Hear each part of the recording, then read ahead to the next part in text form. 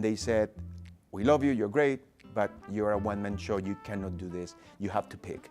And I reluctantly picked the Lucas, was the right choice. I was very upset about the whole situation, but again, it was one of those learning moments for me. I had to really learn that if I wanted to grow my business, particularly my new construction, I had to get serious about it, and so capacity was important to me. And that's the moment in which I decided I am going to start building my team, and I hired my first agent that still is with me, Josh Carr.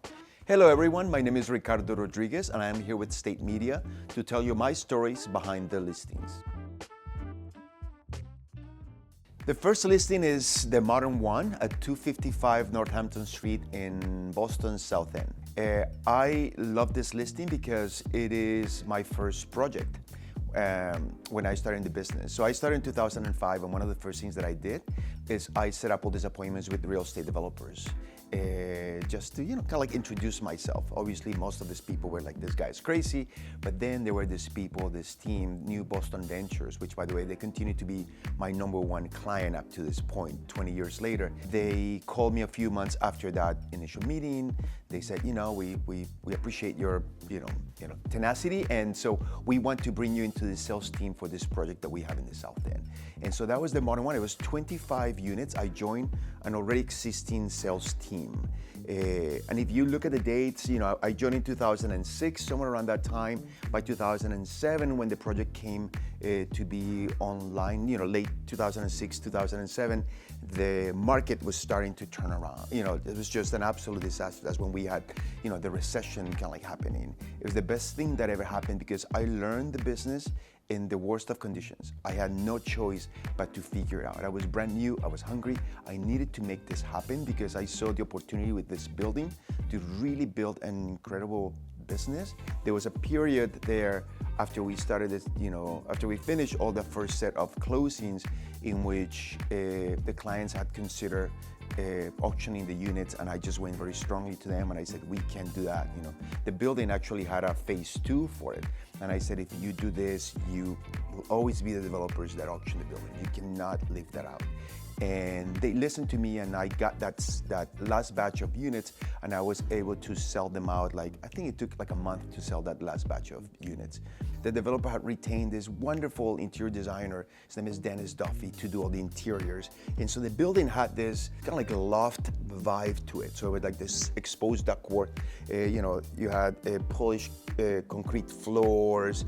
It was very raw, but at the same time, it was very, very sophisticated. I really learned that value of creativity. I really learned the value of making sure that we did the things that we needed to do, not just to sell that project, but we did things that we needed to do in order to build the story around that project.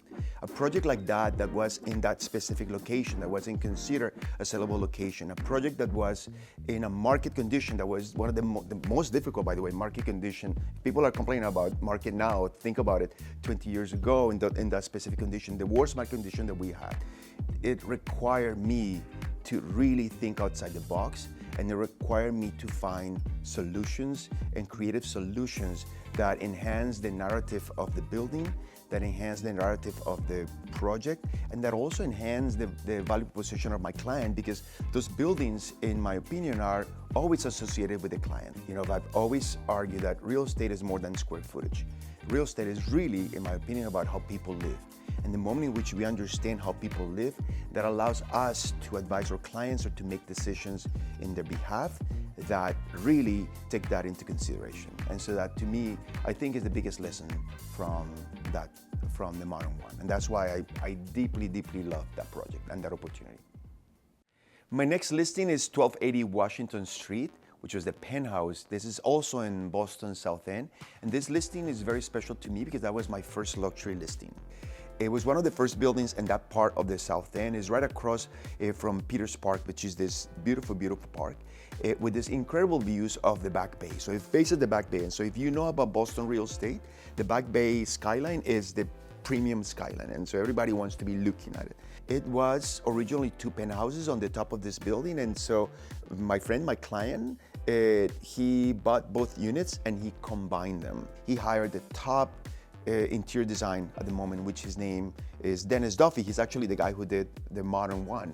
You had accent walls that were designed on this beautiful texture, custom materials. He used chocolate brown like marble in the bathrooms. Again, it's not necessarily a color palette that you will associate with a market like Boston.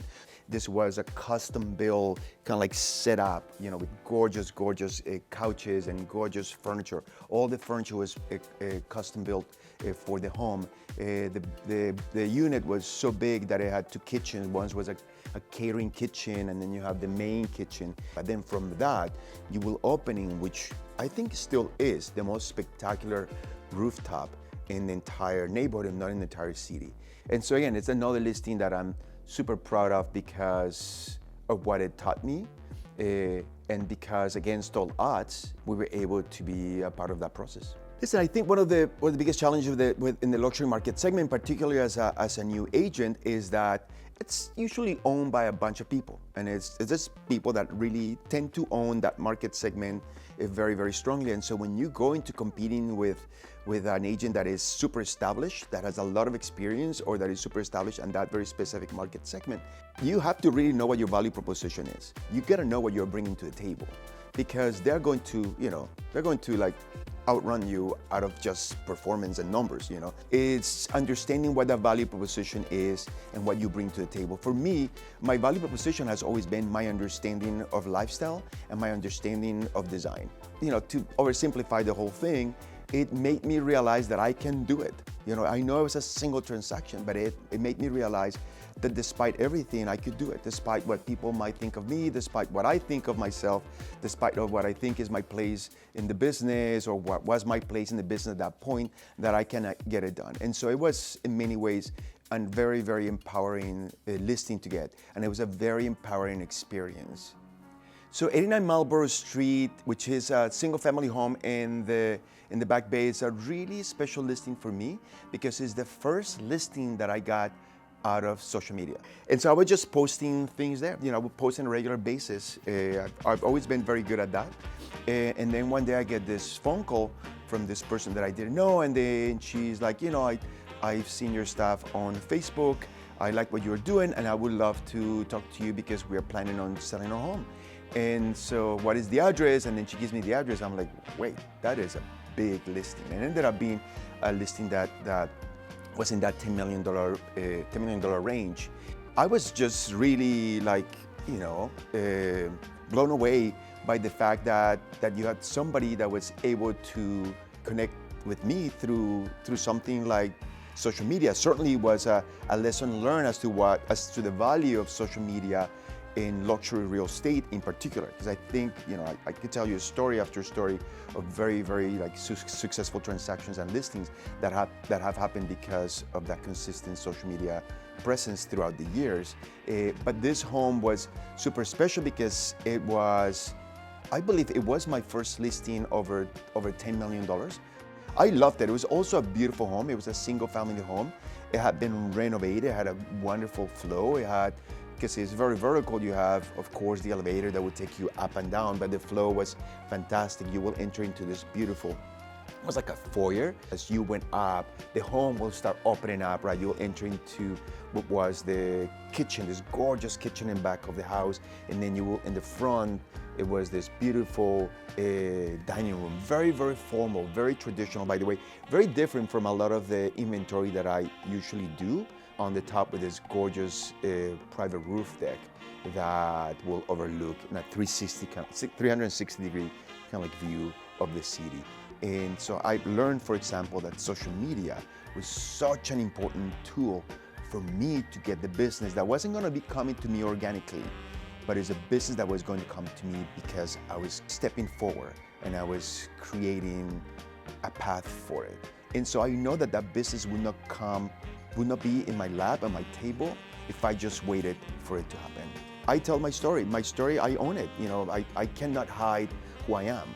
I cannot hide my skin color. I cannot hide my accent. I cannot hide that I'm an immigrant. I cannot hide that I came from a modest, a modest background. I cannot hide those things. But those things are what make me unique. And then the people that want to work with me, they call me. and we work and we get we have a good old time and we continue to do business. 99% of my business is referral business, right? We're starting, as I mentioned to you, we're getting more and more right now through people that we don't know, but it's primarily through people that are referring, not just as repeated business, but as, referring us to their own spheres. And so I think that speaks to the importance of knowing what it is that you bring to the table. So the next listing is 423 Beacon Street. There's a penthouse in the Back Bay. The developer had called me because we have done some other projects with them. We took over the listing. It was a triplex. It was 3 stories. It was very transitional. The Back Bay tends to be more kind of like a traditional neighborhood in terms of the aesthetics. So 423 Beacon Street is a beautiful building because it's a brownstone. It was developed into 2 units. And so you enter the building through a main entrance, but as soon as you enter, there is a small foyer. And from that foyer, you can enter into your home. So one goes into what will be the garden duplex in the specific case of this building. And then the other door will take you up into your upper triplex, which is the unit that we were marketing. So one of the things the developer was able to do was to recreate a lot of those original details, including like the white baseboards and beautiful detailed moldings. And so the home has this modernity to it in terms of details. What I usually do is I go right after something staged just to check it out, to make sure that I like or make adjustments that may be needed. And so I went right after it was staged, before the photographers and the videographers came by to check it out. And I went, I was there, 45 minutes, 30 minutes, 45 minutes, something like that. Fluffing pillows, which I love to do, and arranging things around. And then when I come out of the house, I realize that some of the neighbors are chasing me, and they are questioning why I was in the building. And I suddenly understood that they thought that I was robbing the house. So I'm thinking to myself, I don't understand exactly what is happening, really. It's just, I wouldn't say that it was shocking. It was just very, unbelievable to me that I was getting these questions. And so I pulled out my card and I said, this is my business card. They will not take it. They will not believe that I was there to sell the house. I eventually decided, you know what, I'm just gonna walk out of this mess. That's their problem. It has nothing to do with me. We sold it to this wonderful couple that I see around all the time, fantastic people. But it was just one of those listings that stuck with me as a special listing, because not just because of what happened, but I think the lessons from it. I had just received this award from the National Association of Hispanic Real Estate Professionals, NAREP, #1 Latino agent in the country by volume. And I go to work, and this is what I have to deal with. I cannot just be a good agent. That's what I learned from that. I cannot just be a good agent. I have to be the best. I have to be the greatest agent. I cannot have just a good team. I have to have the greatest, I have to have the best team possible, because that's what's going to make the difference. That's how I'm going to break those barriers. That's how I'm going to move forward that entire narrative. And so to me, that is a super, super special listing. I learned a lot from that.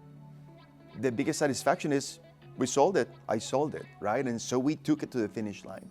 I'm in the business of marketing and selling those homes. And so to me, that was just validation that despite everything, we were doing the right things because we got it to the finish line. And so, you know what? I cannot ask for a better outcome on the whole stuff. So my next listing is 140 Shawmut Avenue in the South End, which is also known as the Lucas. I love this building because this building changed my entire life. So the building it's a classic example of adaptive reuse. So it's an existing church from the 1800s that was kind of like abandoned for a long time. These clients, actually they're the same developers as the first building that I did. So it tells you how long I worked with these guys. They hired this incredible architect, Feingold Alexander, which is a worldwide renowned architectural firm out of Boston that does that kind of work, adaptive reuse work. It was a very special project because architecturally was a very complicated building. So when you think about it, because you have a historic structure, the historic structure has to remain pretty much intact. And so it was almost like a 2-skeleton type of building where you had a skeleton that held the envelope of the church in place, and then you had a second skeleton that brought up this glass tower that protruded out of the core of the building. And so it's a very impactful building. Like visually, it's a very, very impactful building. Alina brought in this gorgeous aesthetic in which a lot of the finishes felt like they were almost furniture. So the kitchen kind of like blended into the space. So it was a very innocuous kind of like kitchen so that people could bring in their own vibe, because otherwise the building will be too modern. If she went like super, super, super modern and cold modern, or if she went too traditional, it will be too much of a contrast with some of the glass structure, because as I mentioned, it's all glass. We were able to sell like somewhere around 90% pre-construction. So before the building was done, we sold most of those units. And so I'm very, very proud of having been part of that design process. I really, truly enjoyed it. Again, it's a gem to the city, it's a gift to the city, it's a gift to architecture. But the most important thing about that project, which is the reason why I love it so much, is the reason why I have a team. So when I started working on the Lucas, they said, "We love you, you're great, but you're a one-man show, you cannot do this, you have to pick." And I reluctantly picked the Lucas. Was the right choice. I was very upset about the whole situation, but again, it was one of those learning moments for me. I had to really learn that if I wanted to grow my business, particularly my new construction, I had to get serious about it, and so capacity was important to me. And that's the moment in which I decided I am going to start building my team, and I hired my first agent that still is with me, Josh Carr. And so when Josh Carr came in, he became immediately part of that process. As I mentioned, it was a very successful project by all accounts. Again, we broke records in terms of prices. We just, again, it's a magnificent project in every single aspect. And to me, that project is super, super dear. And by the way, that second building that I said not to, we got it around, we got it again on the other end to sell the remaining units of that. So it was a full circle moment.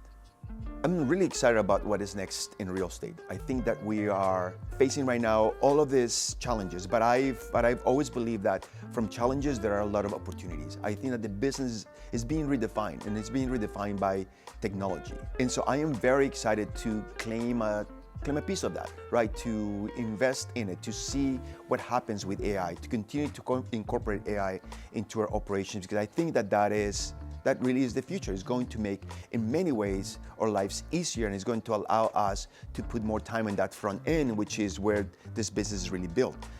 Put that time into those relationships, which is where things really happen, and systematize in a more intuitive way all those things through all of those AI tools. So I think that when it comes to technology, the sky is the limit right now, and I'm very excited about that.